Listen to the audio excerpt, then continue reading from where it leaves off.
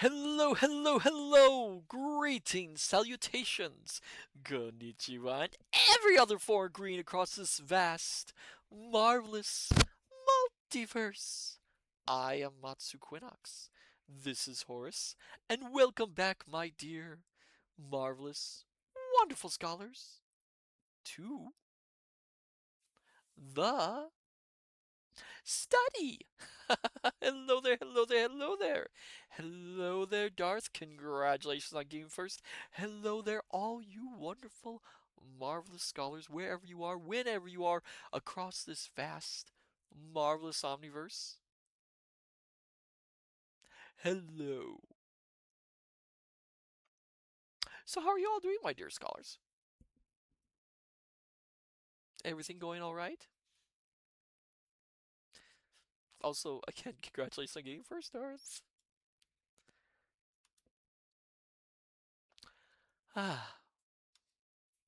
So, today's been an interesting day. Um, So, Mom Knox is currently in treatment for some cosmic ailment, but she is doing well. She's doing well. I am told she'll be fine. She'll be fine. Hopefully, she will be back in a few days. Um, it's good to have everyone here. It's been kind of on edge. I mean, Horace as well has been a little bit on edge about it. And Horace is so kind-hearted. Most most people. To most people. But yes, yes. Otherwise, things have been rather quiet, rather plain. Can't really complain about anything. Um, yes. I Horse, help me out here. I'm dying. Look, I know I know I'm the one who's doing this. I need some help. It's been a while. What do you mean just winging it? I am winging it. What do you think I'm doing right now? One moment, my dear scholars, just trying to figure out something. What do you suggest I do? No, I'm not gonna sing a song. I don't. I'm not good at it. Look, Horace, you're the brains behind this. Just tell me what I do, okay? I'll be with you in 1 second, my dear scholars. Horace, come on, help me out here. Help me.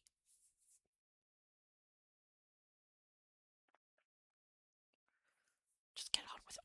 Just get on with it. What do you mean, just get on with it? I am getting on with it.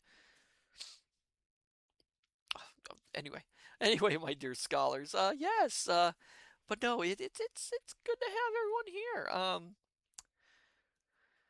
Where was I? Oh yes, about tonight's stream. I should probably talk about that, shouldn't I? I mean, that's what we're. Oh, hello there, Private Merrick. Welcome. Oh my God, goodness, someone else to talking. Oh, thank goodness. Thanks, the great eye. Hello there. Welcome, Private Maverick. Good to have you here. Excuse me. How are you doing? Hope everything's going all right.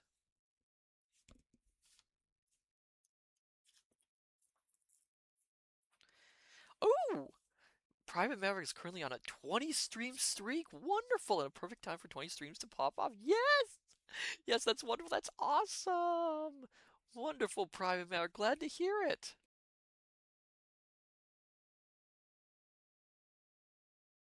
How are you doing tonight, Private Maverick? Everything going well?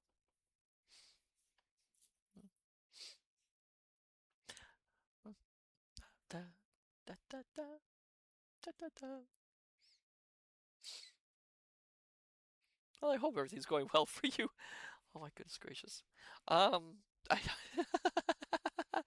oh dear, oh dear, oh dear. I should probably talk about tonight's stream, shouldn't I? Yeah, might be a good idea, I think. I'm checking something right now. Give me 1 second.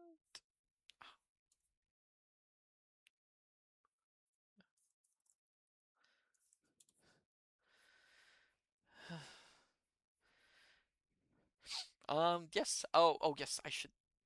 What was I? Oh yes.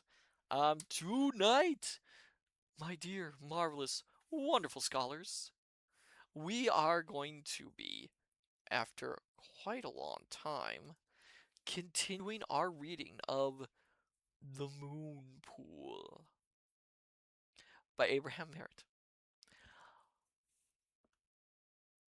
I will confess, my dear scholars, it's been so long that I don't remember all the little intricacies of the story.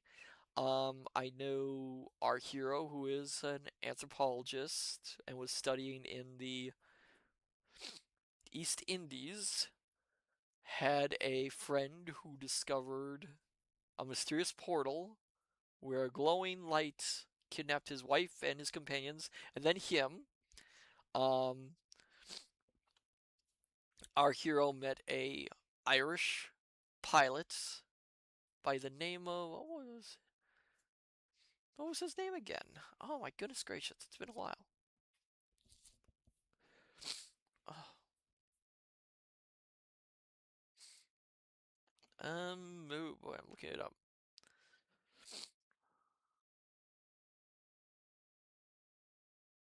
Larry. Yes, Larry.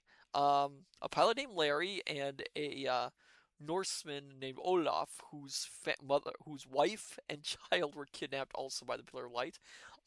They went and discovered an underground cavern alongside a Russian who, of course, this is during the first Red Scare. Of course, is depicted as the secret villain of the story.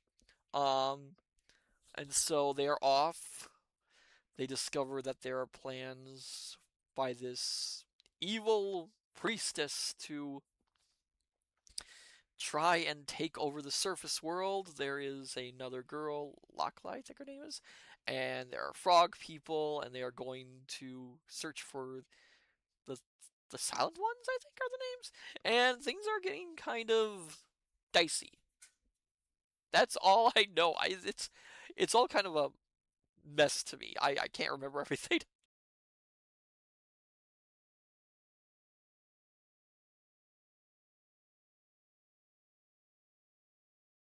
So then, my dear scholars, shall we continue our adventure and see where we left off? Cause darn if I know. Oh, I think Larry had gotten knocked out somehow. He's in a coma, if I recall.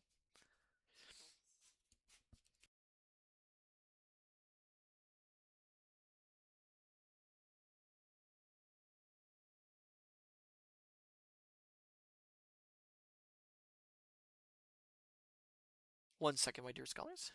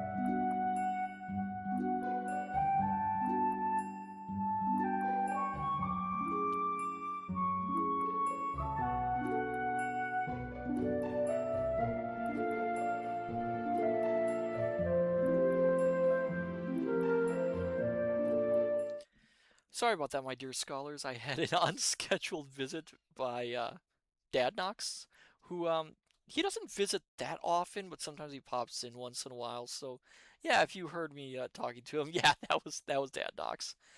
Darth, I'm trying to do something someone with ADHD shouldn't do. Multitask. Ah, I see, I see. All right, my dear scholars. Let's just begin the story. Um, where we left off. Okay. Okay. Okay. So, my dear scholars, let us begin once again. The Moon Pool by A. Merritt. Chapter 25. The Three Silent Ones. The arch was closer, and in my awe I forgot for the moment Larry and aught else. For this was no rainbow, no thing born of light and mist, no Bifrost bridge of myth, no Bifrost, I was thinking.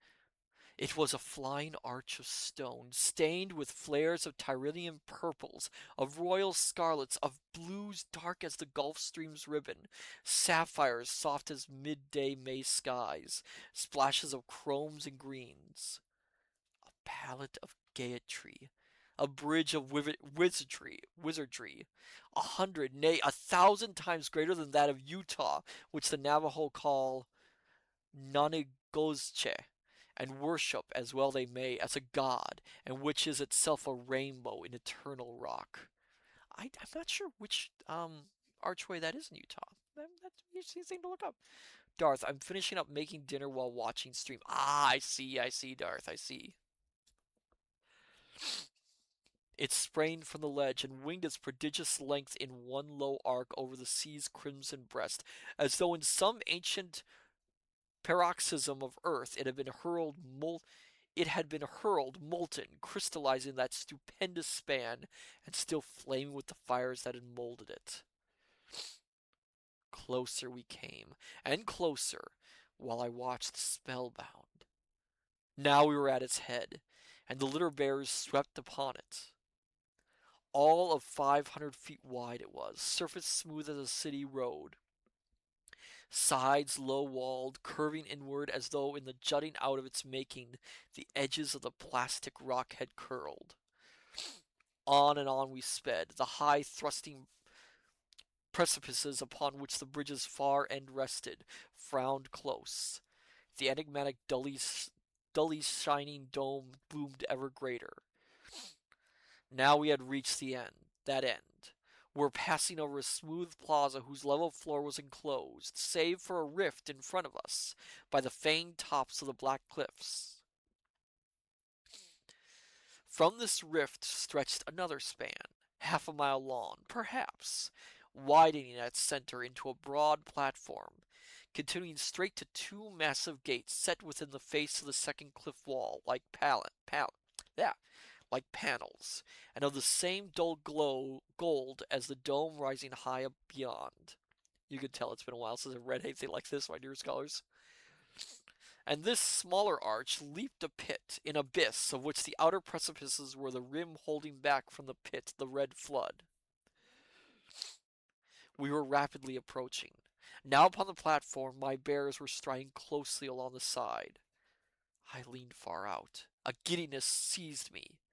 I gazed down into the depth upon vertiginous depths, an abyss indeed, an abyss dropping to the world's base like that in which the Babylonians believed writhed Talat, the serpent mother of chaos. I don't think that's the proper name of her. I can't remember the name. It's on the tip of my tongue.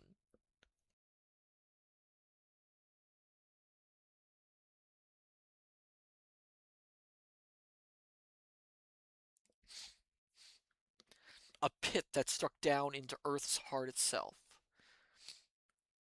Now what was that?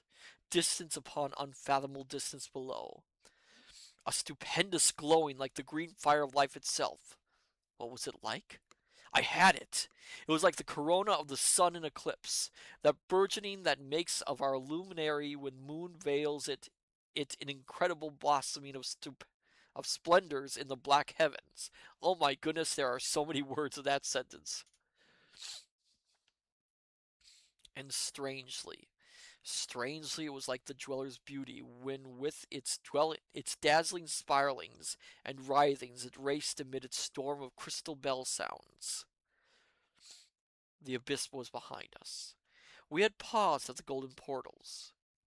They swung inward. A wide corridor filled with soft light was before us, and on its threshold stood, bizarre, yellow gems gleaming, huge muzzle wide in what was evidently meant for a smile of welcome, the woman frog of the moon pool wall.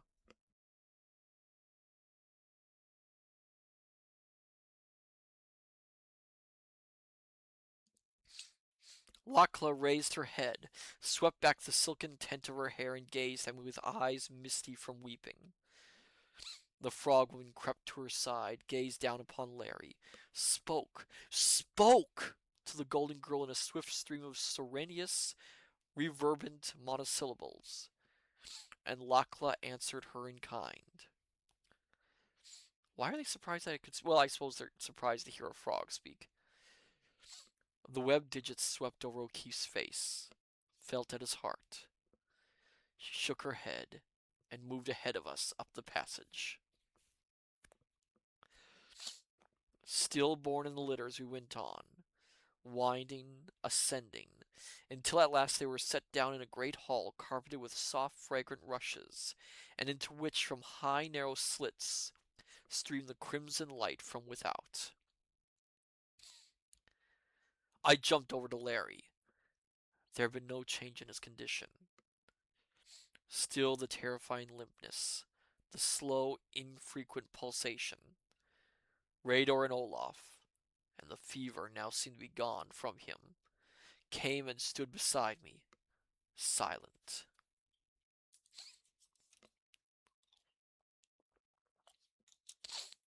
Now time for its actual dialogue. I go to the three, said Lakla. Wait you here. She passed through a curtaining, then as swift excuse me. Ah. She passed through a curtaining, then as swiftly as she had gone, she returned through the hangings, tresses braided, a swathing of golden gauze about her. Rador, she said, bear you Larry, for into your heart the silent ones would look, and fear nothing. She added at the green dwarf's disconcerted, almost fearful start. Rador bowed, was thrust aside by Olaf.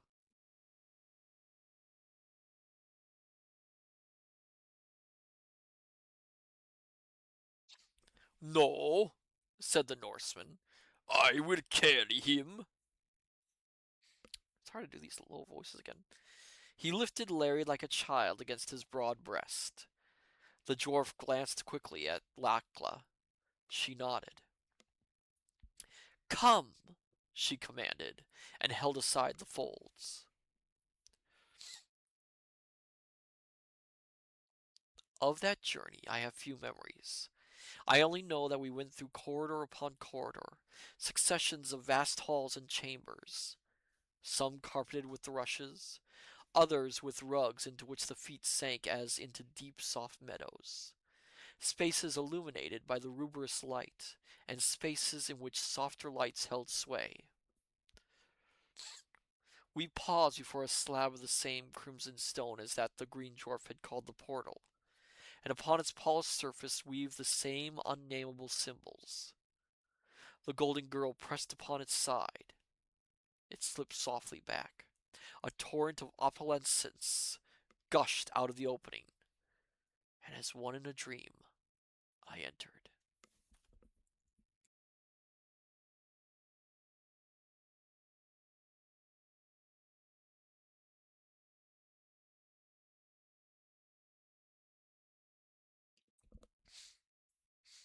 We were, I knew, just under the dome. But for the moment, caught in the flood of radiance, I could see nothing. It was like being held within a fire opal. So brilliant, so flashing was it. I closed my eyes, opened them. The Lavian Sea cascaded from the vast curves of the globular walls. In front of me was a long, narrow opening in them, through which, far away, I could see the end of the wizard's bridge, and the ledged mouth of the caverns through which we had come. Against the light from within beat the crimson light from without, and was checked as though by a barrier. I felt Lachlan's touch. Turned.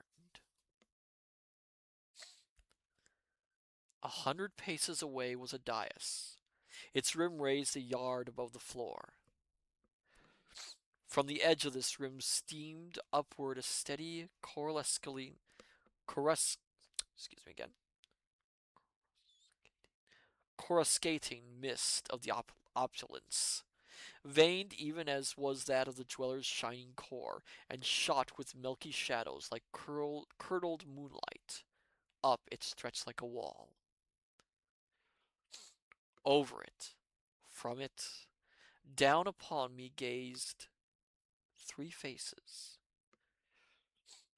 two clearly male, one a woman.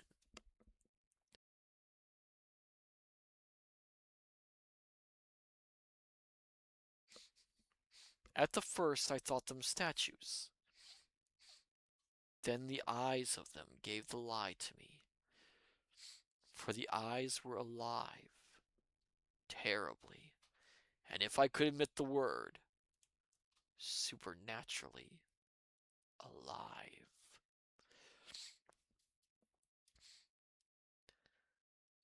They were thrice, excuse me, they were thrice the size of the human eye and triangular. Oh, the apex of the angle upward, black as jet, pupilless, filled with tiny leaping red flames. Oh dear. One of them, over them were foreheads, not as ours, high and broad and visored, their sides drawn forward into a vertical ridge, a prominence, an upward wedge, somewhat like the visored heads of a few of the great lizards.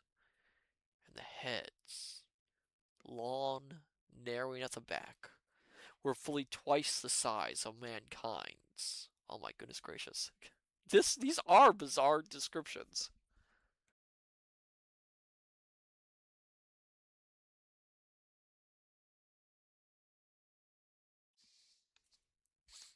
Upon the brows were caps, and with a fearful certainty I knew that they were not caps. Long, thick strands of gleaming yellow feathered scales, thin as sequins, sharp, curving noses like the beaks of the giant condors, mouths thin, austere, long, powerful, pointed chins. The flesh of the faces white as the whitest marble, writhing up to them, covering all their bodies, the shimmering, curdled, misty fires of opalescence. Olaf stood rigid. My own heart leaped wildly. What, what were these beings? I forced myself to look again, and from their gaze streamed a current of reassurance, of goodwill, nay, of intense spiritual strength. I saw that they were not fierce, not ruthless, not inhuman, despite their strangeness. No, they were kindly, in some unmistakable way benign and sorrowful. So sorrowful. I straightened, gazed back at them fearlessly. Olaf drew a deep breath, gazed steadily too. The hardness, the despair wiped from his face. Excuse me. Oh my goodness. I don't know why my cosmic allergies are just really flaring up tonight. I apologize, my dear scholars.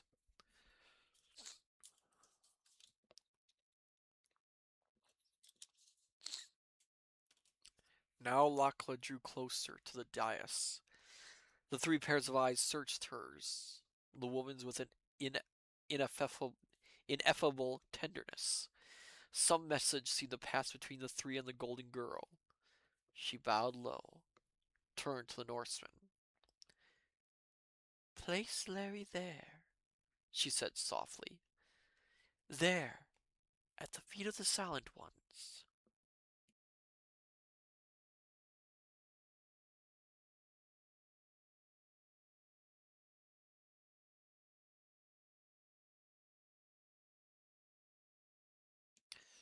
She pointed into the radiant mist.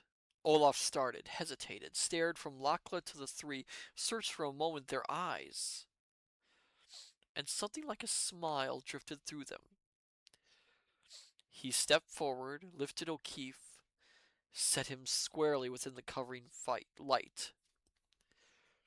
It wavered, rolled upward, swirled about the body, steadied again, and within it there was no sign of Larry.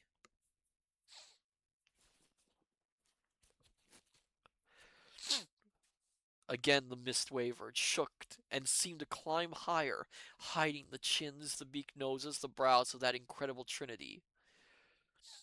But before it ceased to climb, I thought the yellowed feathered heads bent, sensed a movement as though they lifted something.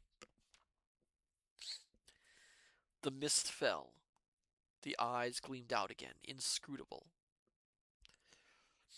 And groping out of the radiance, pausing at the verge of the dais, leaping down from it, came Larry, laughing, filled with life, blinking as one who draws from darkness into sunshine. He saw Lakla, sprang to her, gripped her in his arms. Lakla! He cried. Maverdeen! She slipped from his embrace, blushing, glancing at the three shyly, half fearfully.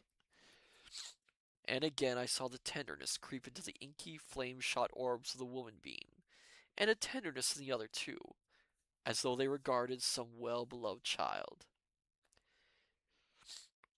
You lay in the arms of death, Larry, she said, and the silent ones drew you from him.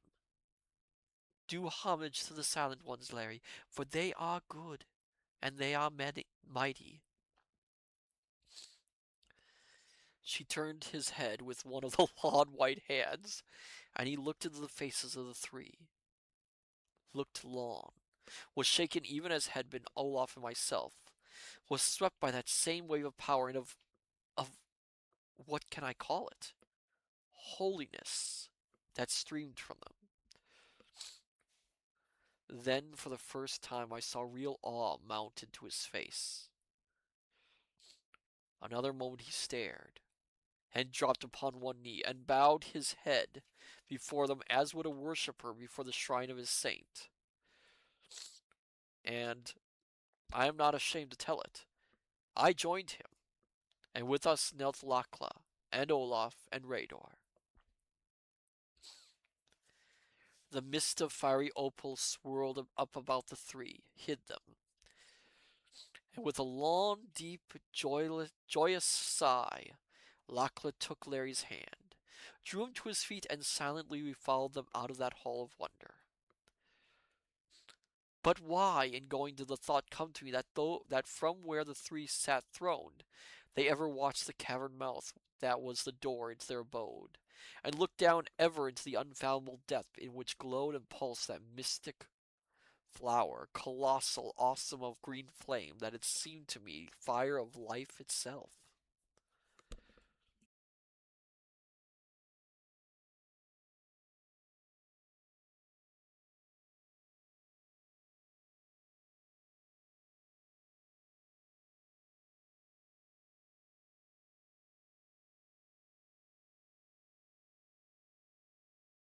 Excuse me again. Oh my goodness gracious. Oh, I apologize again. Well, I'll give Merit credit. The description of the Silent Ones is not anything I've heard before. Darth, what's the last thing Tickle Me Elmo gets before leaving the factory? Oh god. I don't know, Darth. What is the last thing Tickle Me Elmo gets before leaving the factory? I'm gonna regret asking this.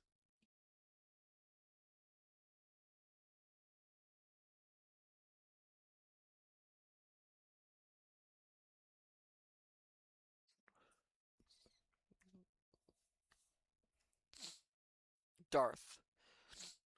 Two testicles.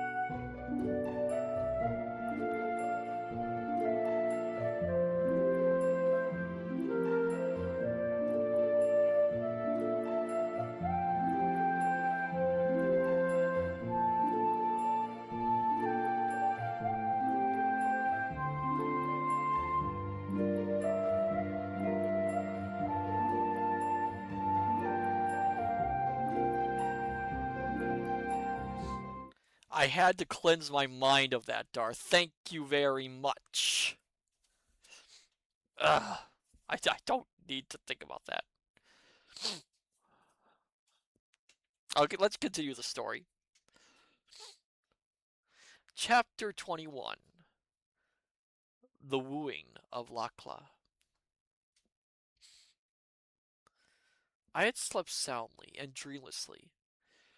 I wakened quietly in the great chamber into which Rador had ushered O'Keefe and myself after that culminating experience of crowded, nerve-wracking hours. The facing of the three.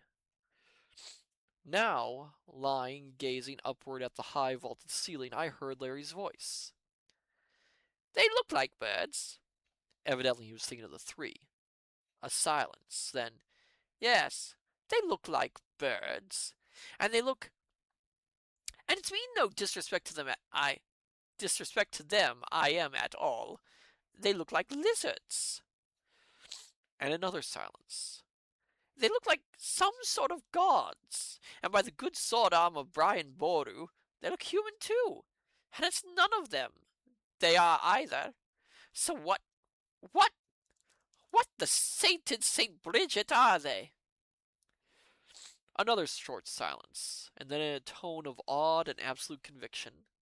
That's it, sure. That's what they are. It all hangs in. They couldn't be anything else.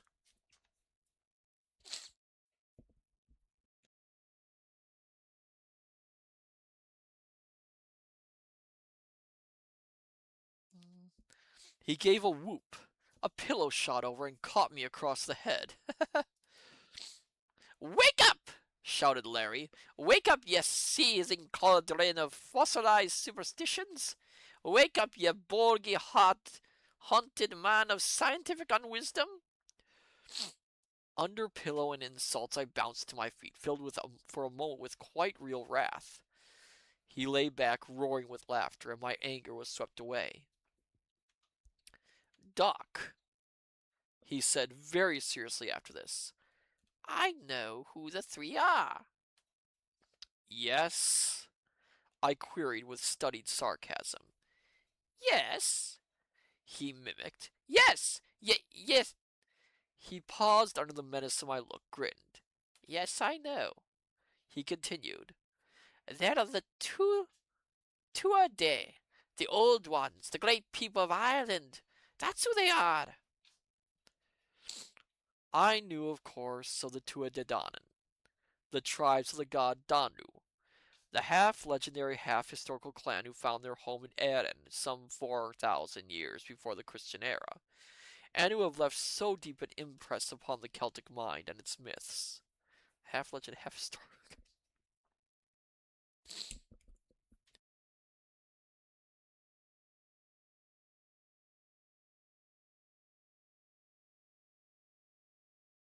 Yes, said Larry again.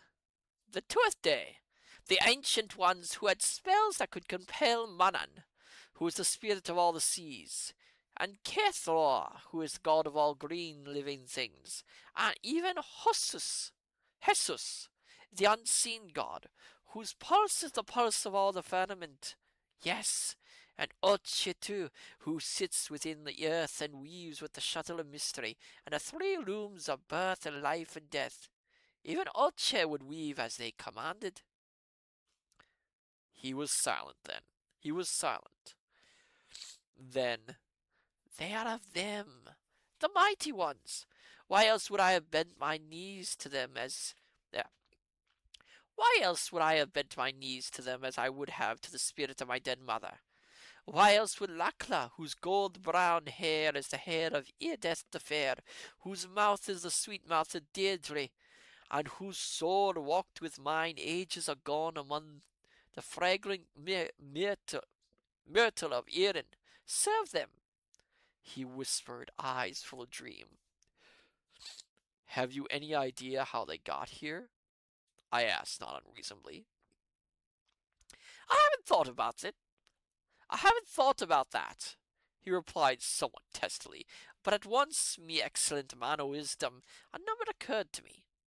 One of them is that this little party of three might have stopped here on their way to Ireland, and for good reasons of their own desired to stay a while.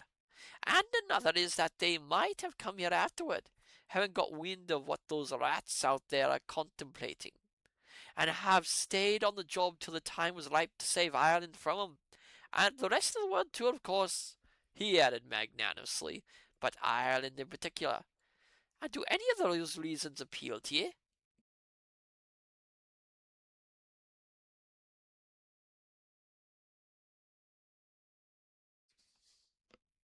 Darth, what breed of dog lives inside the toilet? Oh my goodness gracious, what breed of dog lives inside the toilet? I'm gonna regret this so much.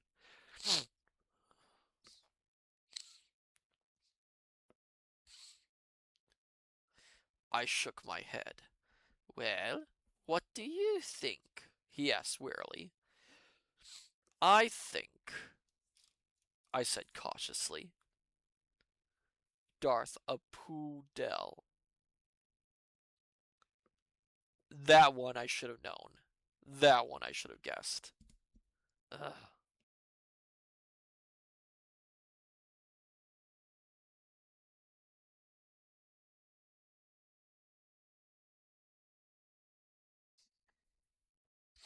I think, I said cautiously, that we face an evolution of highly intelligent beings from ancestral sources radically removed from those through which mankind ascended.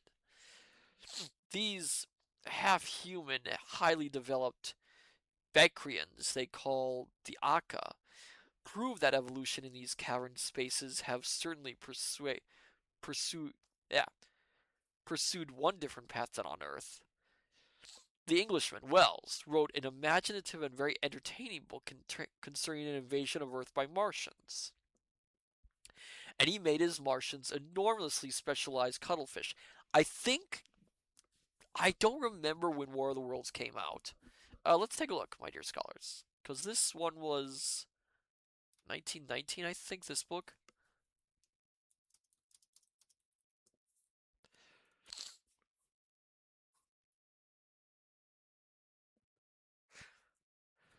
War of the Worlds was 1898, so it's not that old. So it would have been known. Wells was still around, so it was known particularly, would have been known particularly by the audience, as it is known today. There was nothing inherently improbable in Wells' choice.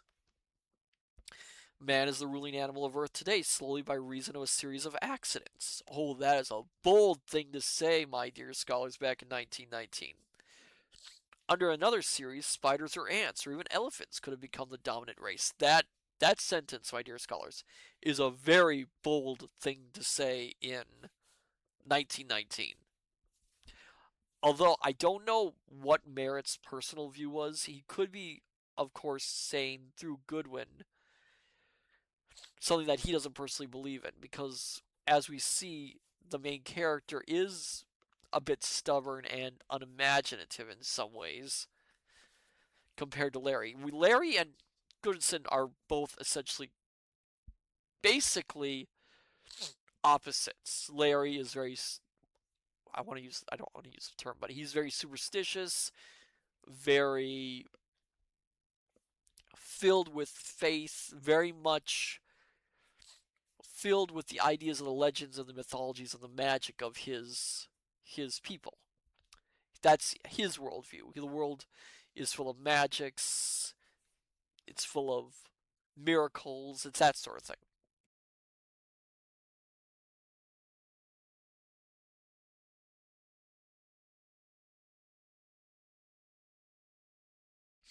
Goodwin or Goodson, in contrast, is very sterile. His worldview is very scientific based, very humanist.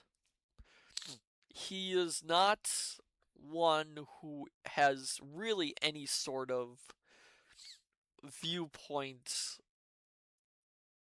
that would open up to, say, the idea of magic or such things. As you can see in the speech, he is very, very scientific in his worldview, which again is bold back then.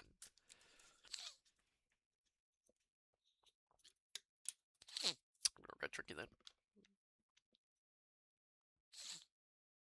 I think, I said, even more cautiously, that the race to which the three belong never appeared on Earth's surface. That their development took place here, unhindered through eons. And if this be true, the structure of their brains, and therefore all their reactions, must be different from ours. Hence their knowledge and command of energy is unfamiliar to us. And hence also the question whether they may not have an entirely different sense of values, of justice.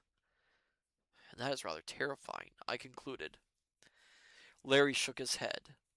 That last sort of knocks your argument, Doc, he said. They had sense of justice enough to help me out. And certainly they know love, for I saw the way they looked at Lakla, and sorrow, for there was no mistaking that in their face.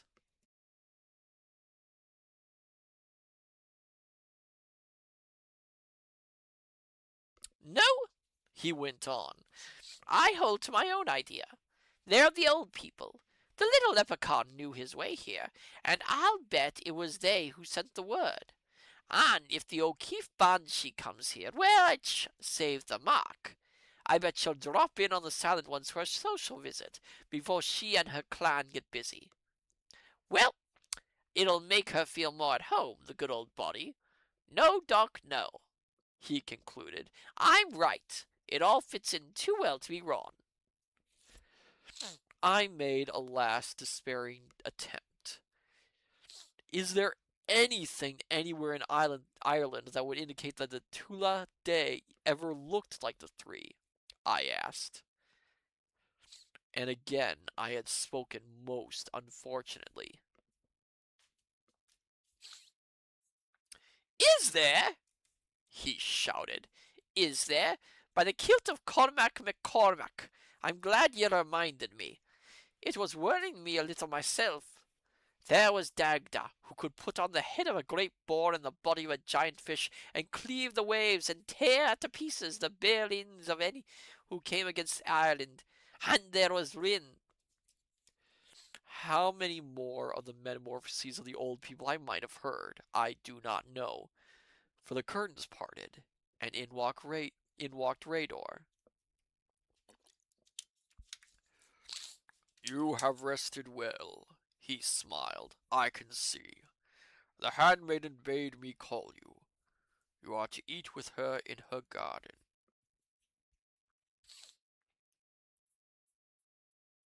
Sorry, just checking how long this. Ooh, this is a long one. And I skipped some little writings. I am sorry, my dear scholars. I didn't see them. Down long corridors we trode, and out upon a garden terrace as beautiful as any of those of Yolara's city, bowered, blossoming, fragrant, set high upon the cliffs beside the dome castle. A table, as of milky jade, was spread at one corner, but the golden girl was not there. A little path ran on and up, hemmed in by the mass of verdure. I looked at it longingly. Rador saw the glance, interpreted it, and led me up the stepped, sharp slope into a rock embrasure. Here I was above the foliage, and everywhere the view was clear. Below me stretched the incredible bridge with the frog people hurrying back and forth upon it. A pinnacle at my side hid the abyss. My eyes followed the cavern ledge. Above it, the rock rose bare, but at the ends of the semicircle strand, a luxuriant vegetation began,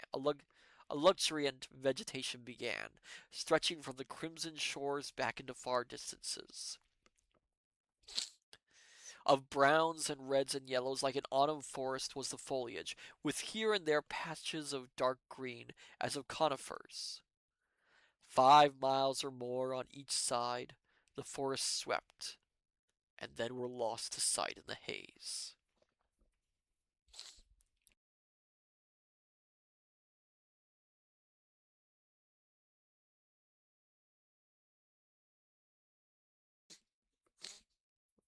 I turned and faced an immensity of crimson waters, unbroken, a true sea if ever there was one. A breeze blew, the first real wind I had encountered in the hidden places.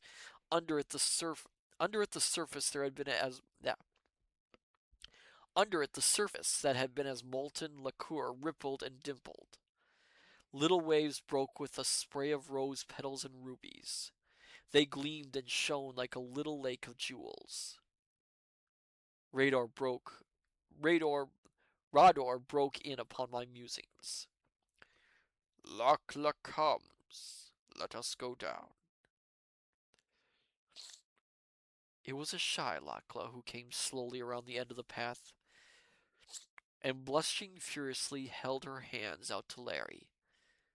And the Irishman took them, placed them over his heart, kissed them with a tenderness that had been lacking in the half mocking, half fierce caresses he had given the priestess. She blushed deeper, holding out the tapering fingers, then pressed them to her own heart. Ah, I like the touch of your lips, Larry, she whispered. They warm me here. She pressed her heart again. And they send little sparkles of light through me. Her brows tilted perplexly, accenting the nuance of diabolic, delicate, and fascinating that they cast upon the flower face. Do you? Whispered the O'Keefe fervently. Do you, Latkla? He bent toward her. She caught the amused glance of Rador, drew herself aside half haughtily. Rador, she said, is it not time that you and the strong one Olaf were setting forth? Truly, it is, handmaiden, he answered respectfully enough, yet with a current of laughter under his words. But as you know, the strong But as you know, the strong one, Olaf, wished to see his friends here before we were gone, and he comes even now. He added, glancing down the pathway, along which came striding the Norseman.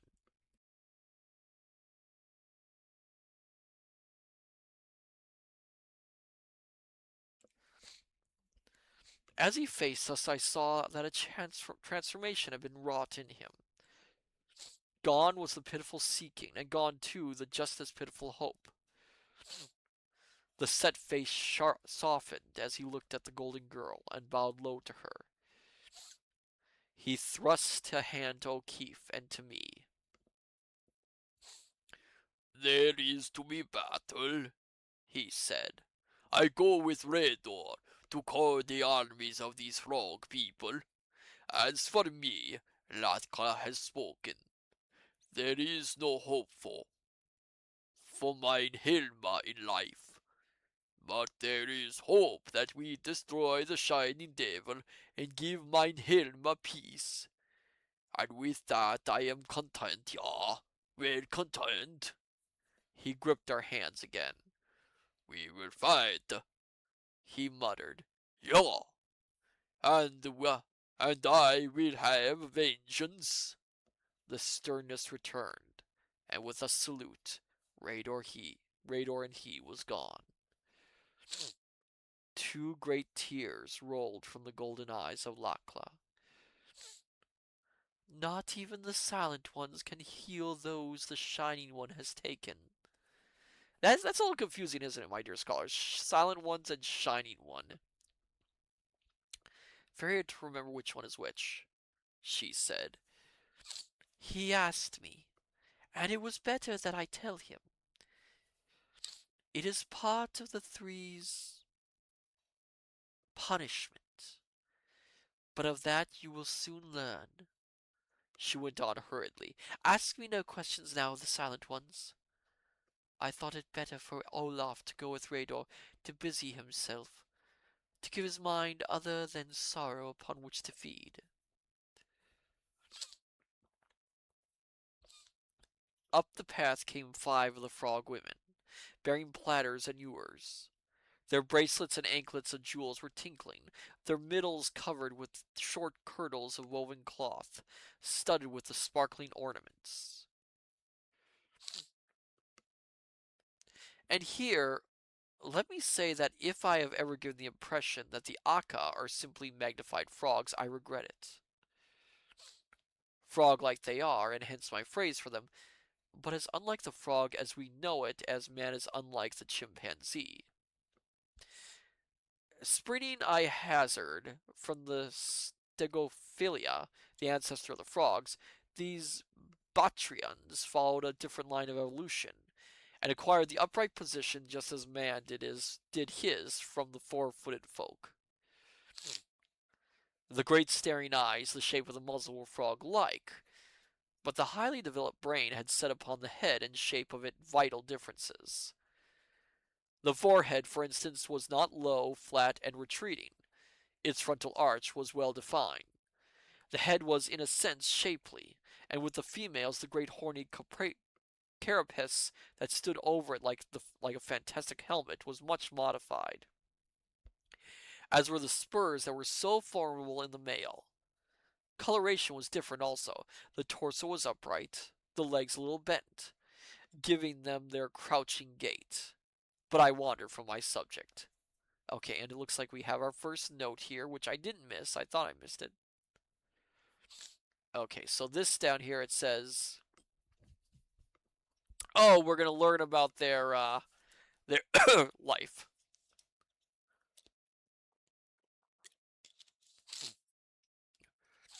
Excuse me.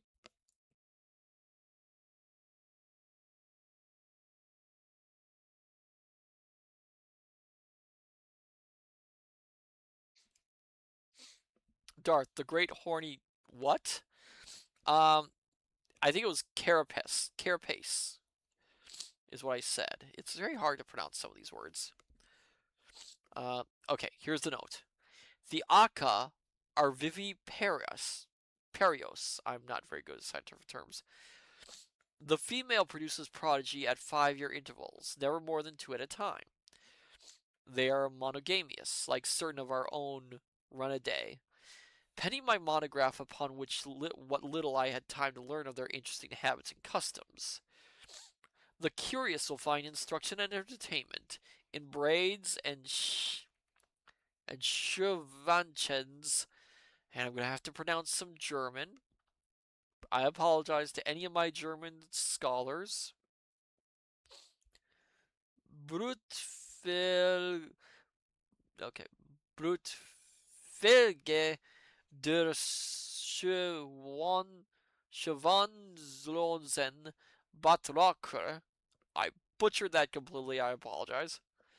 Page 395. And Lillian V. Sampson's Unusual Modes of Breeding Among Anura, American National 34, 1900. WTG.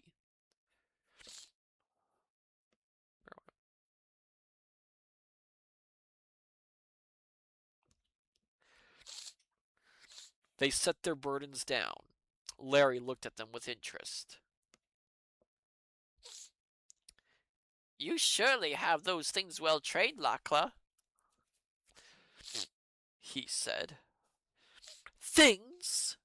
The handmaiden arose, eyes flashing with indignation. You call my Akka things? Well, said Larry, a bit taken aback, what do you call them? Larry, read the room, please. My Akka are a people, she retorted, as much a people as your race or mine. They are good and loyal, and they have speech and arts, and they slay not save for food or to protect themselves.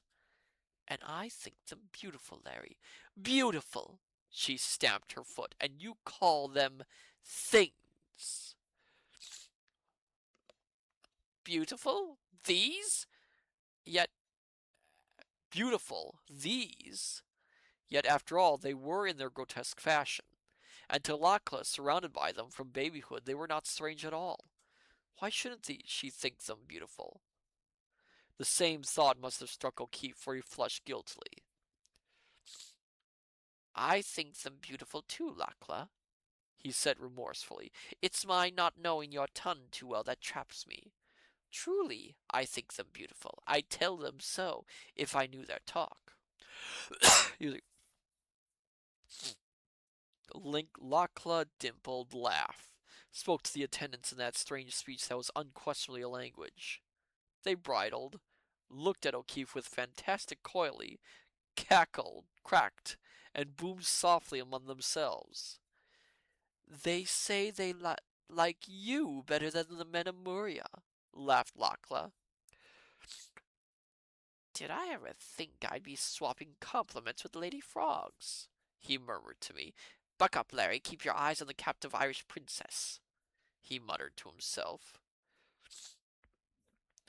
Rador goes to meet one of the Ladala who is slipping through with news, said the Golden Girl as we addressed ourselves to the food. Then with Nock he and Olaf go to muster the Akka, for there will be battle, and we must prepare. Nock, she added, is he who went before me when you were dancing with Yolara, Larry. She stole a swift, mischievous glance at him. He is the head man of all the Atka.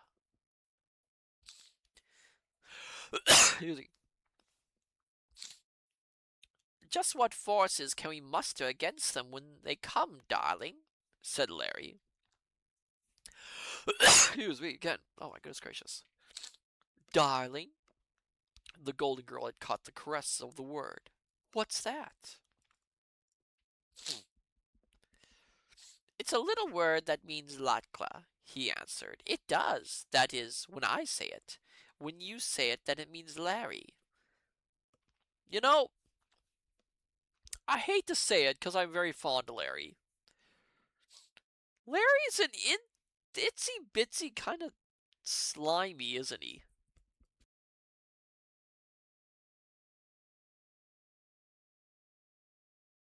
I mean, while she is attracted to him and he is attracted to her, he is kind of taking advantage of her inability to understand his language.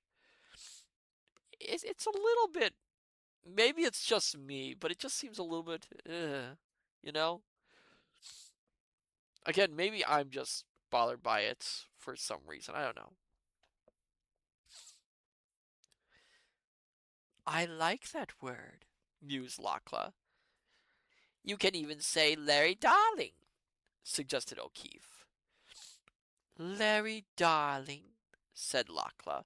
When they come, we shall have first of all my Akka. Can they fight? Mavonin? Interrupted Larry. Can they fight? My Akka?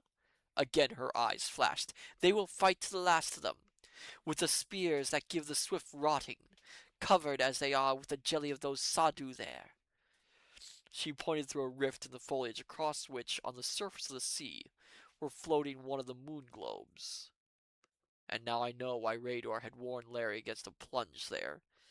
With spears and clubs, and with teeth and nails and spurs, they are a strong and brave people, Larry, darling. And though they hurl the keth at them, it is slow to work upon them, and they slay even while they are passing into the nothingness. Oh my goodness gracious. And have we none of the keth? He asked. No, she shook her head. None of their weapons have we here, although it was the ancient ones who shaped them. But the three are of the ancient ones. But the three are of the ancient ones, I cried. Surely they can tell. No, she said slowly. No, there is something you must know, and soon. And then the silent ones say you will understand. You, especially Goodwin, who worship wisdom. Then, said Larry, we have the Akka, and we have the 4 men of us, and among us 3 guns and about 100 cartridges, and the power of the 3. But what about the shiny one? Fireworks? I do not know. Again, the indecision that had been in her eyes when Yolara had launched her defense crept back. The shiny one is strong, and he has his slaves. Darth, to bug or not to bug Matsu? That is the question. Oh no. I don't know, Darth. I don't know. Well, we'd better get busy good and quick, the O'Keefe voice rang. But Lakla, for some reason of her own, would pursue the matter no further. The trouble fled from her eyes. They danced. Larry, darling, she murmured, I like the touch of your lips. You do? He whispered, all thought flying of anything but the beautiful, provocative face so close to him. Then, Akushala, you're going to get acquainted with him. Turn your head, Doc, he said. And I turned it. There was quite a long silence, broken by an interested, soft outburst of gentle boomings from the stirring frog maids. I stole a glance behind me. Lachla's head lay on the Irishman's shoulder, the golden eyes misty sun pools of love and adoration. And the O'Keefe, a new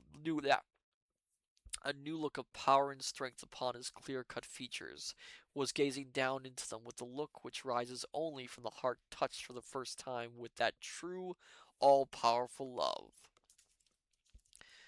which is the pulse of the universe itself, the real music of the spheres, of which Plato dreamed. Excuse me.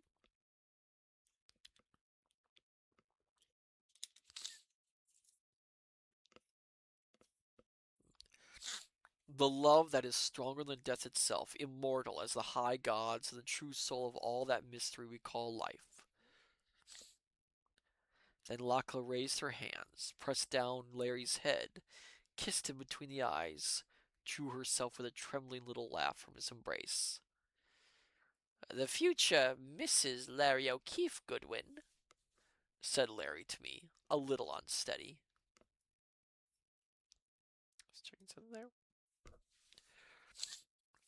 I took their hands, and Lachla kissed me. She turned to the booming, smiling frog maids, gave them some command, for they filed away down the path. Suddenly I felt, well, a little superfluous. If you don't mind, I said, I think I'll go up the path there again and look about.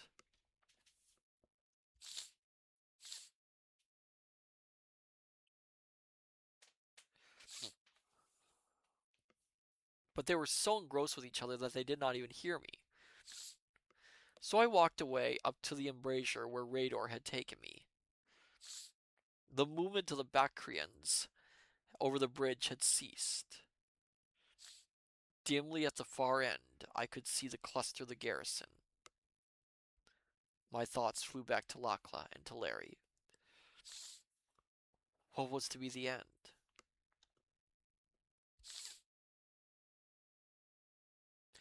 If we won, if we were able to pass from this place, could she live in our world? A product of these caverns with their atmosphere and light that seemed in some subtle way to be both food and drink, how would she react to the unfamiliar foods and air and light of outer Earth? Darth, I'll spare you this time, Matsu. I'm feeling benevolent tonight, so no bugs for you. Oh, good. Thank you, Darth, for your benevolence. Further, here so far as I was able to discover, there was no malignant bacteria. What immunity could Lakla have then to those microscopic evils without, which only long ages of sickness and death have brought for us a modicum of protection?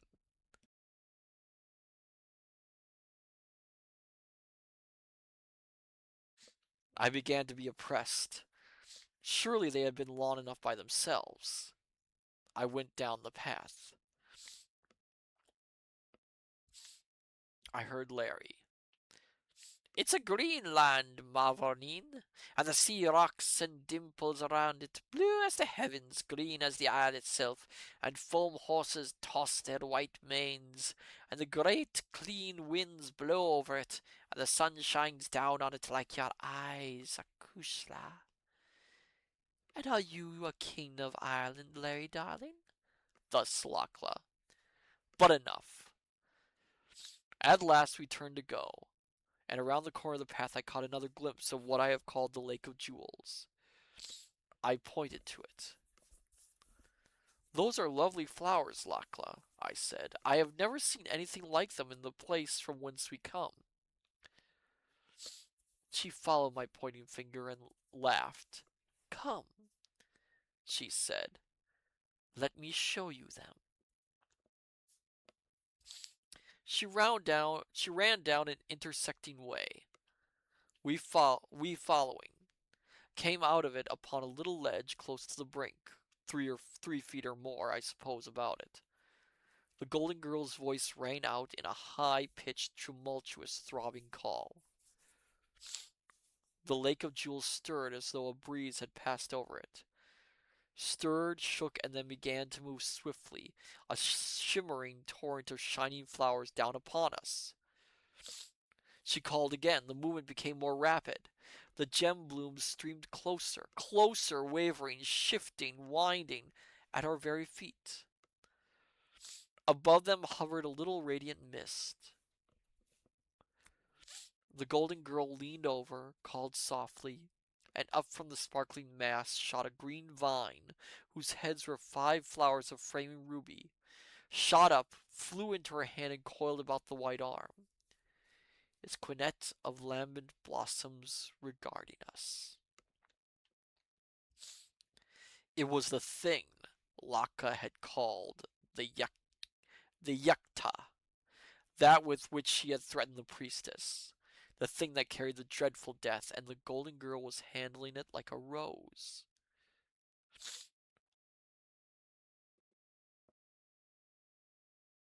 Larry swore. I looked at the thing more closely. It was a hydroid, a development of that strange animal vegetable that's sometimes almost microscopic, waves in the sea depths, like a cluster of flowers paralyzing its prey with the mysterious force that dwells in its blossom heads.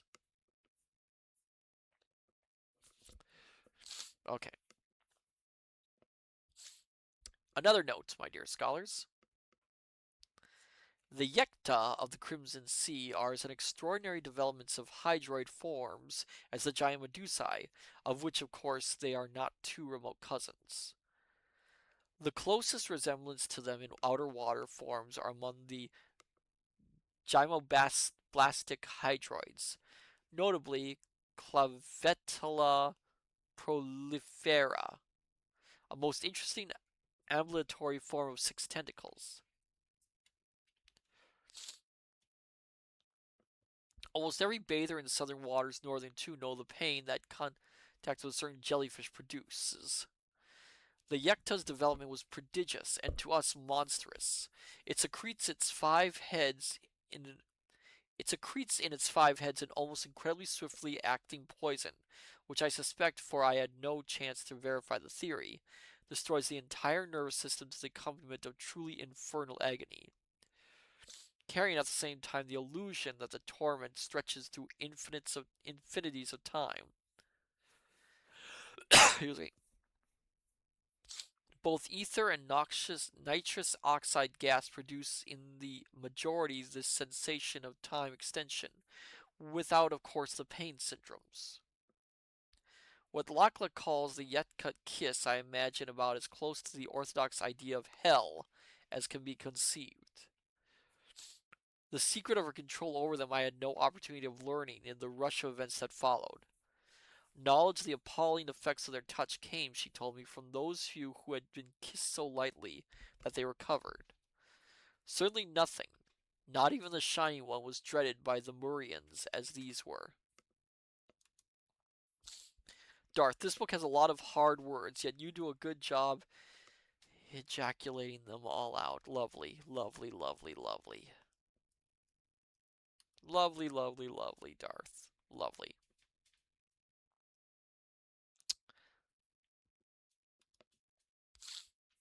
Okay. Put it down, Lakla. The distress in O'Keefe's voice was deep. Laka laughed mischievously, caught the real fear for her in his eyes, opened her hand, gave another faint call, and back it flew to its fellows. Why, it wouldn't hurt me, Larry, she expostulated. They know me. Put it down, he repeated hoarsely. What is with Larry here? That is so weird. She sighed, gave another sweet, prolonged call. The lake of gems, rubies and amethysts, mauves and scarlet-tinged blues, wavered and shook even as it had before, and swept swiftly back to that place whence she had drawn them. Then, with Larry and Lachlan walking ahead, white arm about his brown neck, the O'Keefe still expostulating, the handmaiden laughing merrily, we passed through her bower to the domed castle. Glancing through a cleft, I caught sight again of the far end of the bridge, noted among the clustered figures of its garrison of the frogmen a movement, a flashing of green fire like marsh lights on spear tips. Wondered idly what it was, and then, other thoughts crowding in, followed along, head bent, behind the pair who had found in what was Olaf's hell their true paradise. I'm going to do a quick look at something, my dear scholars.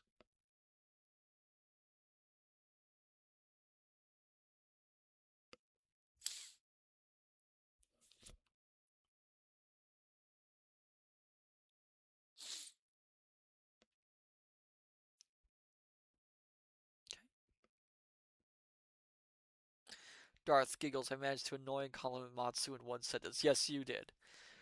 We're going to do one more chapter, my dear scholars, for the night. One more, I think. It's not super long, but I can tell I'm having a hard time talking. I think it might be a good idea to stop then. Chapter 27. The Coming of Yolara. Never was there such a girl. Thus Larry dreamily leaning head in hand on one of the wide divines of the chamber where Lakla had left us, pleading service to the silent ones. And by the faith and honor of the O'Keefes, and by my dead mother's soul, may God do with me as I do by her, he whispered fervently. He relapsed into open-eyed dreaming. I walked about the room, examining it. The first opportunity I had gained to inspect carefully any of the rooms in the abode of the three. It was octagonal, carved with the thick rugs that seemed almost as though woven of of soft mineral wool. The coming of giggles at the title. Oh, grow up, Darth. Grow up.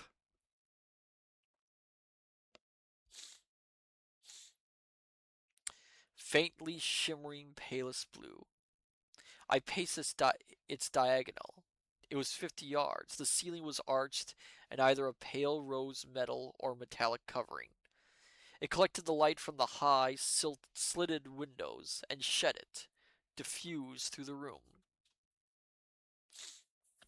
Around the octagon ran a low gallery not 2 feet from the floor, balustraded with slender pillars, close set, broken at opposite curtained entrances over which hung thick, dull gold curtainings, giving the same suggestion of metallic or mineral substance as the rugs.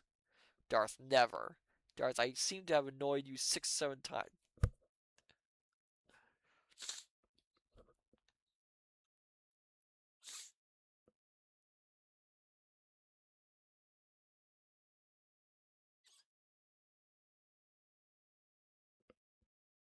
Why me? Horse, why me?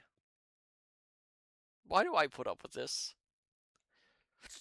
Why do I put up with this? I don't know. I do all these nice things and I get constantly annoyed with that number and puns and bad jokes and why? Why? Why do you do this to me?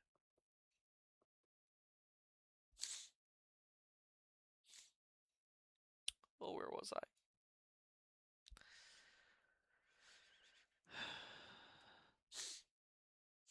Around the octagon ran a low gallery, not 2 feet from the floor, balustrade with slender pillars, close set, broken at opposite curtained entrances over which hung thick, dull gold curtains, giving the same suggestion of metallic or mineral substance as the rugs. Set within each of the 8 sides above the balcony were colossal slabs of lapis lazuli, inserted with graceful but unplaceable designs in scarlet and sapphire blue.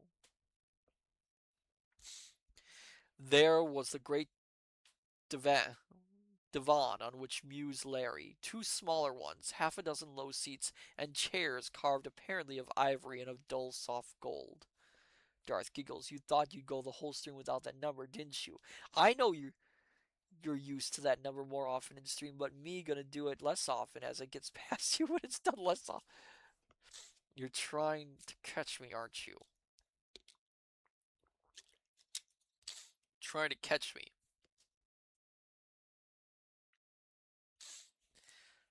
More curious were tripods, strong, pike-like legs of golden metal 4 feet high, holding small circles of the lapis with intagliolos of one curious symbol somewhat resembling the ideographs of the Chinese. There was no dust. Nowhere in these cavern spaces had I found this constant companion of ours in the world overhead. My eyes caught a sparkle from a corner. Pursuing it, I found upon one of the low seats a flat, clear crystal oval, remarkably like a lens. I took it and stepped up on the balcony. Standing on tiptoe, I found I commanded from the bottom of a window slit a view of the bridge approach. Scanning it, I could see no trace of the garrison there, nor the green spear flashes. I placed the crystal to my eyes, and with a disconcerting abruptness, the cavern mouth leaped before me, apparently not 100 feet away. Decidedly, the crystal was a very excellent lens. But where were the guards?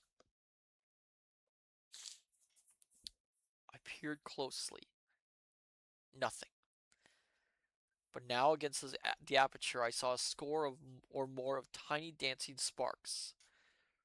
An optical illusion, I thought, and turned the crystal in another direction. There were no sparklings there. I turned it back again, and there they were. And what were they like? Realization came to me. They were like the little dancing radiant atoms that had played for a time about the emptiness where had stood Sorgar of the lower waters before he'd been shaken into the nothingness. And the green light I had noticed. The Keth! A cry on my lips. I turned to Larry, and the cry died as the heavy curtains of the entrance on my right undulated, part as though a body had slipped through, shook and parted again and again, with the dreadful passing of unseen things. Larry! I cried. Here, quick! He leapt to his feet, gazed about wildly, and disappeared. Yes? Vanished from my sight like the snuffed flame of a candle, or as though something moving with the speed of light itself had snatched him away. Darth, yep. By the way, I saw a video all about Uranus and used all of my energy not to post on Sophia's Discord and at you in the post. It was full of puns about Uranus. So I do have some restraint when it comes to annoying you, of which I am suitably grateful, Darth. Then from the divan came the sounds of struggle, the hissing of straining breath, the noise of Larry cursing. I leapt I leaped over the balustrade, drawing my own pistol. It was caught in a pair of mighty arms, my elbows crushed to my sides, drawn down until my face pressed close to a broad, hairy breast. And through that obstacle, formless, shadowless, transparent as air itself, I could still see the battle of the divine. Now there were two sharp reports. The struggle abruptly ceased. From a point not a foot over the great couch, as though oozing from the air itself, blood began to drop, faster and ever faster, pouring out of nothingness. And out of that same air, now a dozen feet away, leaped the face of Larry, bodiless, poised 6 feet above the ground, blazing with rage, floating weirdly, uncannily, to a hideous degree in vacancy. His hands flashed out, armless, they wavered, appearing, disappearing, swiftly tearing something from him. Then there, feet hidden, stiff on legs that vanished at the ankles, striking out into vision with all the dizzy abruptness with which he'd been stricken from sight, was the O'Keefe, a smoking pistol in hand. Excuse me. Dark, you, unless it's the breast on an animal, it shouldn't be hairy. Uh, well, breast is a very broad term, you know. It just means the chest area.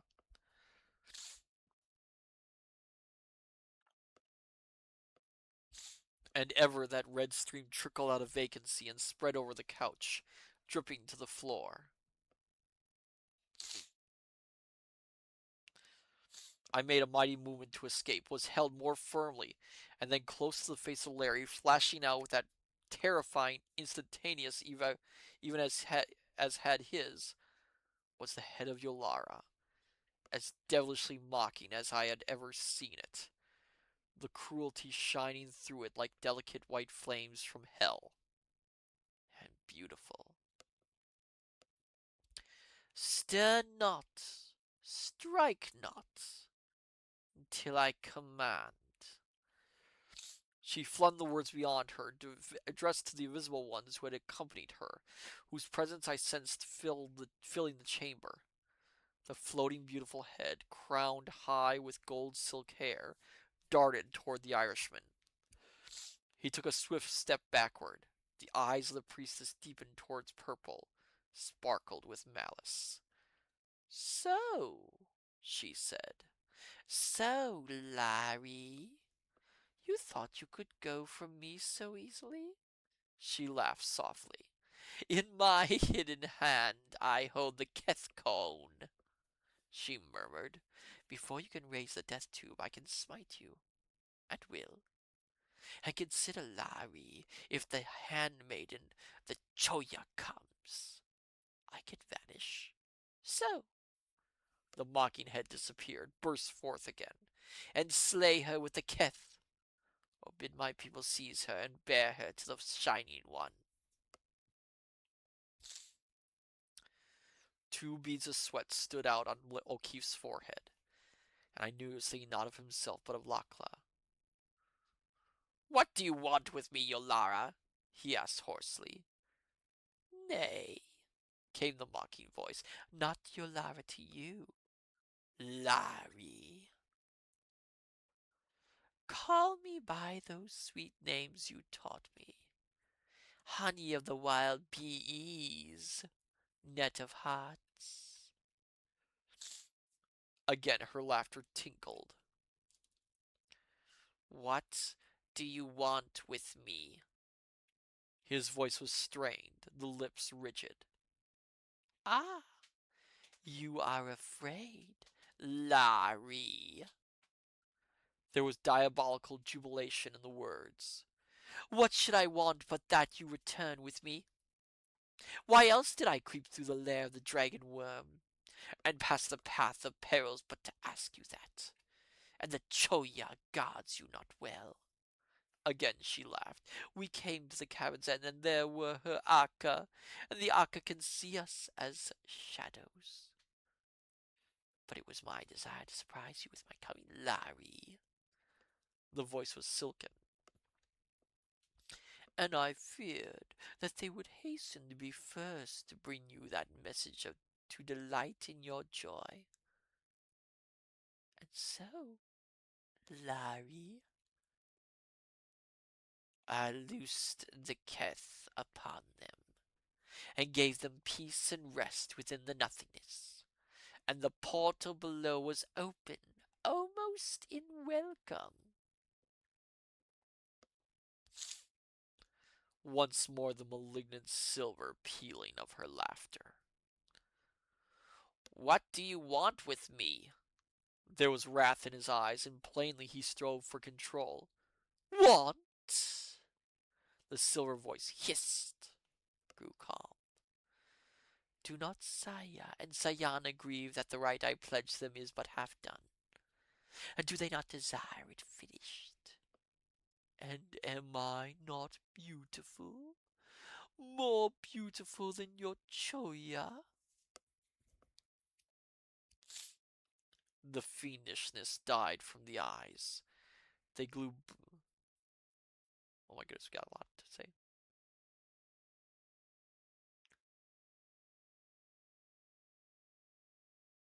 Sorry. Give me a second. They grew blue, wondrous. The veil of invisibility slipped down from the neck to the shoulders, half revealing the gleaming breasts. And weird, weird beyond all telling was that exquisite head and bust floating there in air. Beautiful, sinisterly beautiful beyond all telling, too. So even might Lilith, the serpent woman, have shown herself tempting Adam.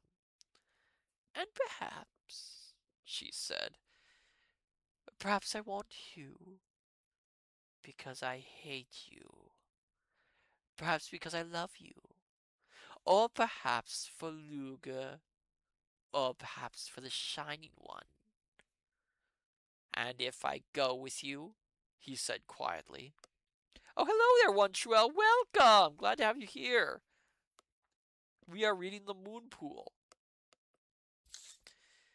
Then shall I spare the handmaiden. And who knows? Take back my armies that even now gather at the portal, and let the silent ones rot in peace in their abode, from which they had no power to keep me, she added venomously. You will swear that, Yolara? Swear to go without harming the handmaiden? He asked eagerly. The little devils danced in her eyes. I wrenched my face from the smoldering contact. Don't trust her, Larry, I cried, and again the grip choked me. Is that devil in front of you or behind you, old man? He asked quietly, eyes never leaving the priestess. If he's in front, I'll take a chance and wing him, and you scoot and warn Lakla. But I could not answer, nor, remembering Yolara's threat, would I, had I been able. Decide! Quickly! There was cold threat in her voice. The curtains toward which O'Keefe had slowly, step by step, drawn close opened. They framed the handmaiden. The face of Yulara changed that Gorgon mask that had transformed it once before at the sight of the golden girl. In her blind rage, she forgot to cast the occulting veil. Her hand darted like a snake out of the folds, poising itself with the little silver cone aimed at Lakla. Darth, what is it called when two mummies fart at the same time? Gosh, are we going this childish? I don't know, Darth. What is it called when they do that thing? What is it called, Darth?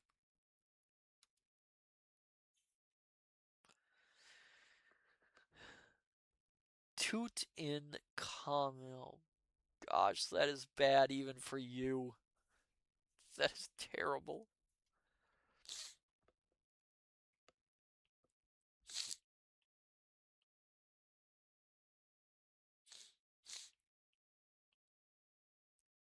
Where am I? Oh, yeah. But before it was wholly posed, before the priestess could loose its force, the handmaiden was upon her. Swift as the lithe white wolf hound, she leaped, and one slender hand gripped Yolara's throat. Oh my goodness gracious! The other the wrist that lifted the quivering death. White limbs wrapped about the hidden ones. I saw the golden head bend, the hand that held the kiss swept up with a vicious jerk. Saw Lakla's teeth sink into the wrist. Oh my goodness! The blood spurt forth and heard the priestess shriek. The cone fell, bounded toward me. With all my strength, I wrenched free the hand that held my pistol, thrust it against the pressing breast, and fired. The clasp upon me relaxed. A red rain stained me. At my feet, a little pillar of blood jetted. A hand thrust itself from nothingness, clawed, and was still. Darth just popped up on my Facebook. I see. Fun. Now Yolara was down. Lakla meshed in her writhings and fighting like some wild mother whose babes are serpent menaced. Over the two of them astride stood the O'Keefe, a pike from one of the high tripods in his hand, thrusting, parrying, beating on every side as with a broadsword against poniard clutching hands that thrust themselves out of vacancy, striving to strike him. Stepping here and there, always covering, protecting Lakla with his own body, even as a caveman of old who does battle with his mate for their lives. The sword club struck, and on the floor lay the half body of a dwarf, writhing with vanishments and reappearings of legs and arms. Beside him was the shattered tripod from which Larry had wrenched his weapon. I flung myself upon it, dashed it down to break loose one of the remaining supports, struck in mid-fall one of the unseen even as his dagger darted toward me. The seat splintered, leaving in my clutch a golden bar. I leaped to Larry's side, guarding his back, whirling it like a staff, felt it crunch once, twice, through unseen bone and muscle. At the door was a booming. Into the chamber rushed a dozen of the frogmen. While some guarded the entrance, others leaped straight to us and formed a circle about us. And forming a circle about us, began to strike with talons and spurs at unseen things that screamed and sought to escape.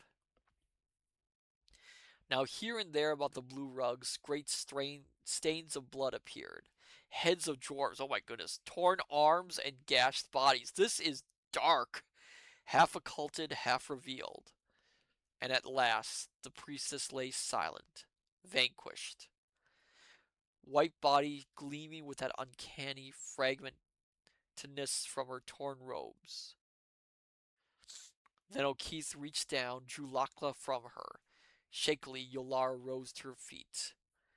The handmaiden, face still blazing with wrath, stepped before her. With difficulty she steadied her voice. "Yolara," she said, "you have defied the Silent Ones. You have desecrated their abode. You came to slay these men who are the guests of the Silent Ones, and me, who am their handmaiden. Why did you do these things? I came for him, gasped the priestess. She pointed to O'Keefe. Why?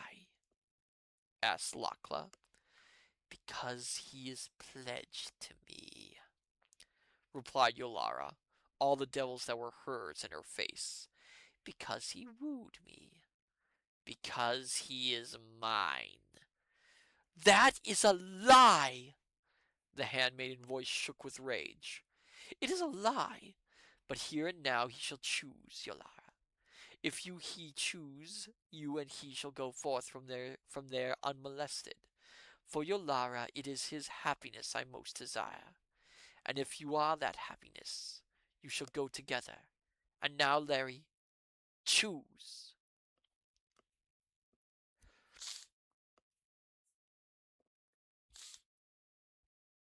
Swiftly she stepped beside the priestess, swiftly wrenching the last shreds of the hiding robes from her.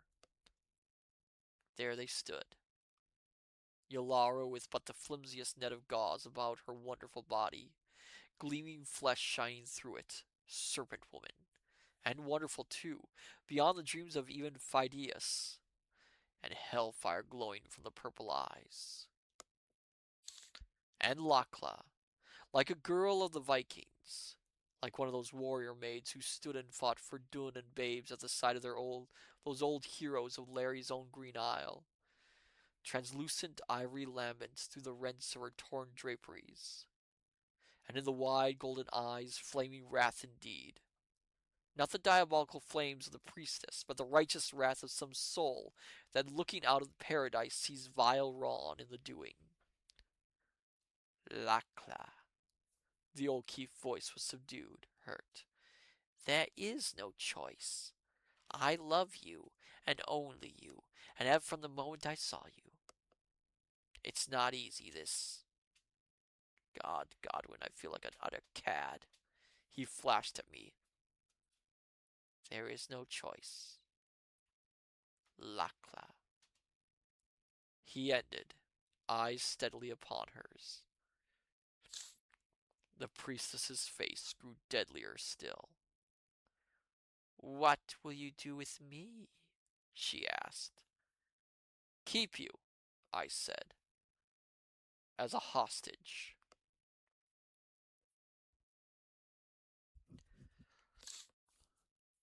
O'Keefe was silent. The golden girl shook her head. Well, I would like to. Her face grew dreaming. But the silent ones say, no, they bid me let you go, Yolara. The silent ones! The priestess laughed. You, Lakla! You fear, perhaps to let me tarry here too close. Storm gathered again in the handmaiden's eyes. She forced it back. No, she answered. The silent ones so command, and for their own purposes.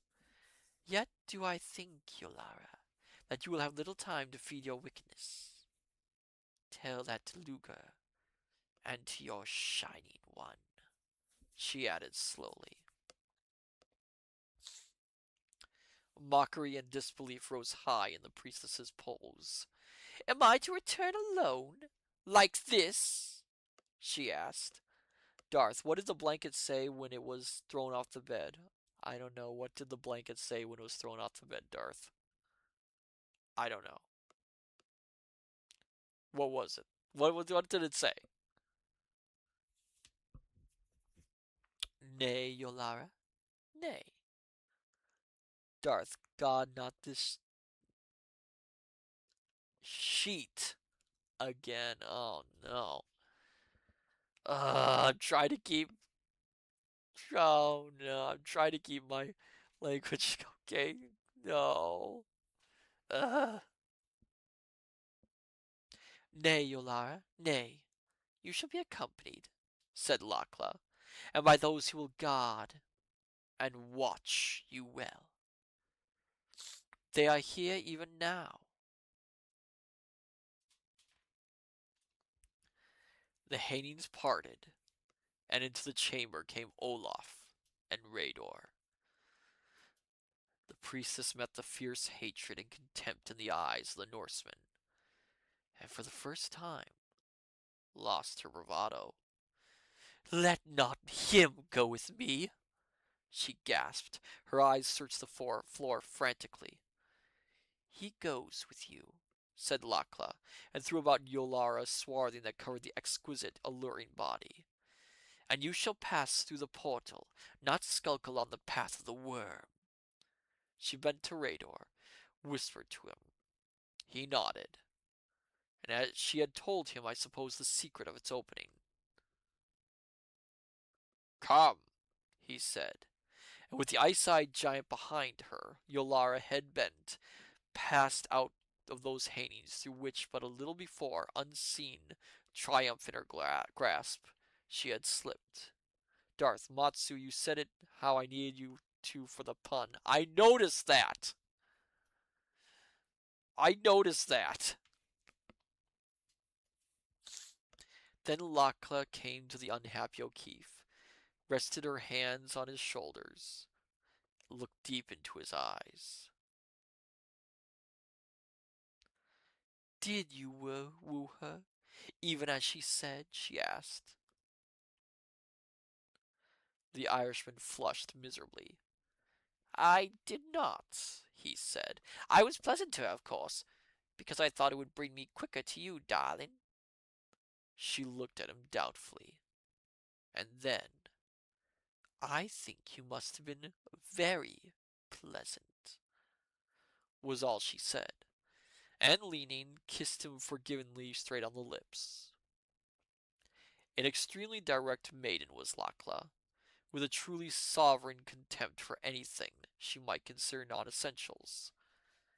And at that moment, I decided she was wiser even than I had thought her. He stumbled, feet vanishing, reached down and picked up something that in the grasping turned his hand to air. One of the invisible cloaks, he said to me. There must be quite a lot of them about. I guess Yolara brought her full staff of murderers. They're a bit sharp-worn, probably, but we're considerably better off with them in our hands than in hers. And they may come in handy. Who knows? There was a choking rattle at my feet.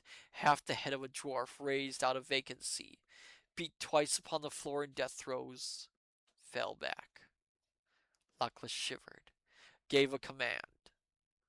The frogmen moved about, peering here and there, lifting unseen folds, revealing in stark rigidity torn form after form of the priestess's men.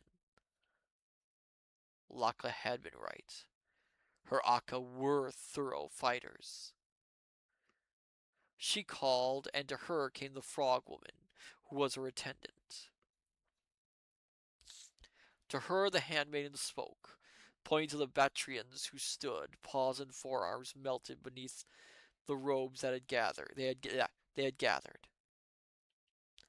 She took them and passed out, more grotesque than ever, shattering into streaks of vagancies, reappearing with flickers of shining scale and yellow gems as the tattered pendants of invisibility fluttered about her.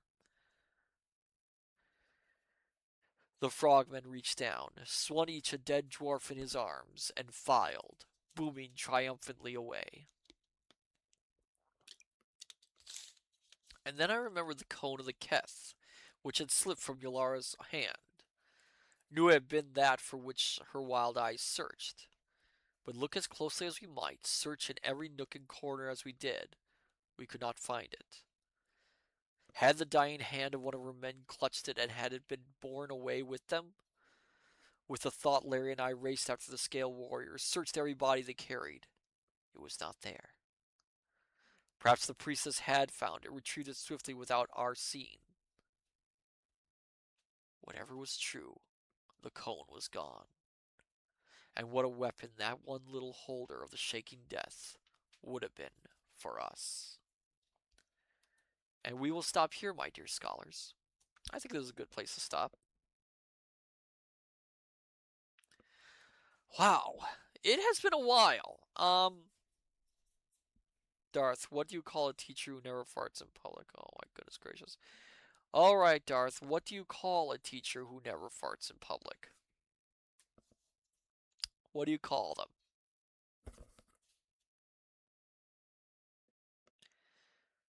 Darth, a private tutor.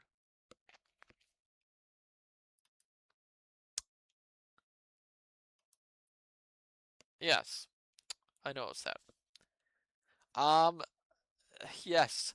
But yeah, so story's getting interesting, isn't it? Um, Larry is a bit of a cad. Let's be honest. Let's not beat around the bush. Larry is a bit of a cad. He is taking advantage of. He did take advantage of Lara. He's he is in love with I forgot her name already. Love, but he is a bit of a cad. Gotta mark what our next reading will be.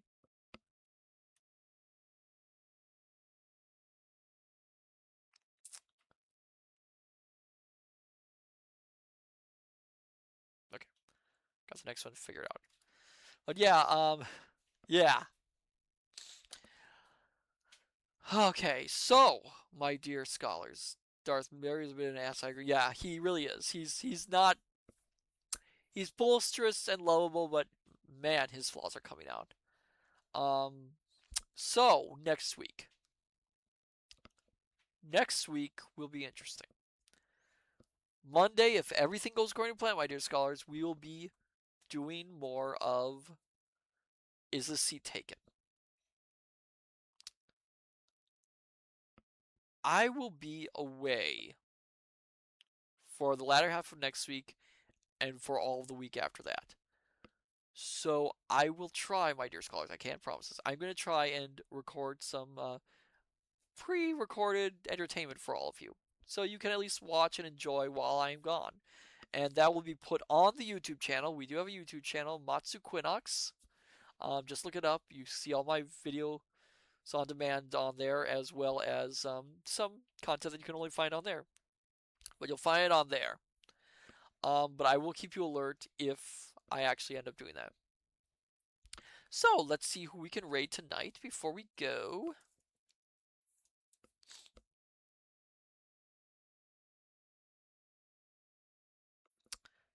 Okay. Da, da, da.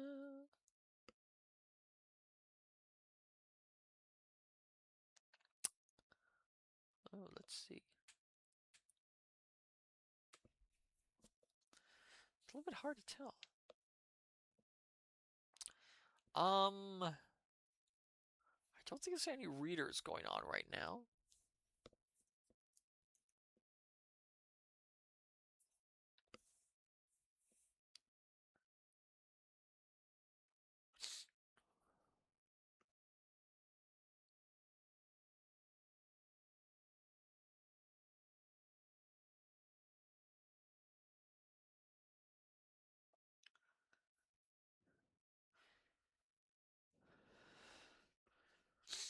Hmm.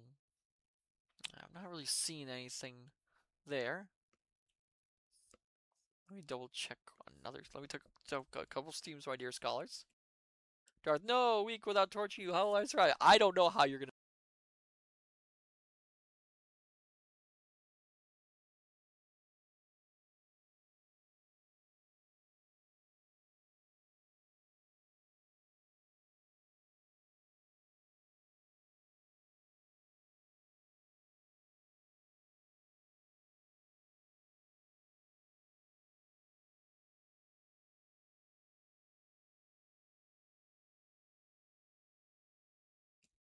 Let's I hope no one minds us rating a gamer. It looks like Hazel Amanat are playing a game called Threads of You. It looks interesting. So let's give them a visit, my dear scholars. So then, my dear scholars, I say unto you, good evening, good morning, good afternoon. Till we meet each other again at the study. Take care, and I shall see you next time. Till then, farewell and bye bye.